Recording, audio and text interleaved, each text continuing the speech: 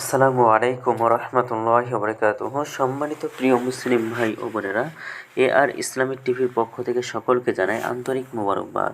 আশা করি সকলে ভালো আছেন। আমিও আলহামদুলিল্লাহ আল্লাহর রহমতে ভালো আছি।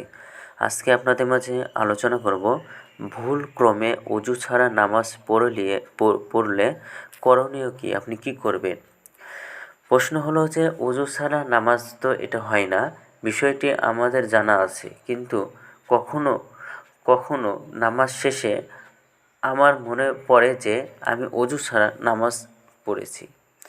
এক্ষেত্রে আমার করণীয় কী এবং অজু করে নতুনভাবে আবার নামাজ পড়ব কি? চলুন আমরা এই প্রশ্নের উত্তরটা আমরা জেনে নিই। তো উত্তর হলো, এক্ষেত্রে আপনার ওপর ওয়াজিব আবশ্যক করণীয় হলো অজু করে পুনরায় নামাজ আদায় করা। ফিকহাবিদরা এই অভিমতের ওপরেই একমত প্রকাশ করেছেন, কারণ পবিত্রতা নামাজ শুদ্ধ হওয়ার পূর্বশর্ত।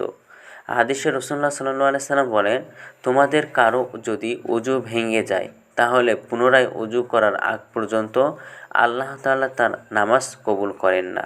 বুখারী শরীফ, মুসলিম শরীফ হাদিস। আব্দুল্লাহ ইবনে ওমর রাদিয়াল্লাহু তাআলা আনহু বলেন, আমি রাসূলুল্লাহ সাল্লাল্লাহু আলাইহি সাল্লামকে বলতে শুনেছি, পবিত্রতা ছাড়া কোনো নামাজ কবুল করা হয় না। মুসলিম শরীফ হাদিস।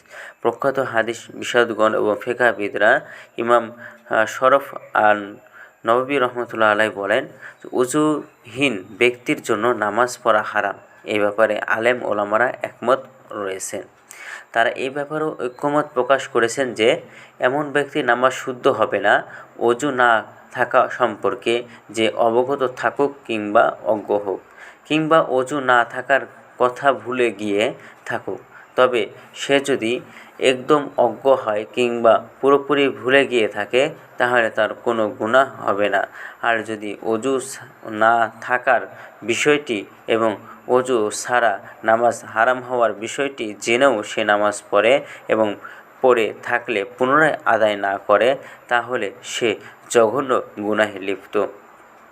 তো ভিডিওটি আমাদের আজকে এই পর্যন্তই ছিল।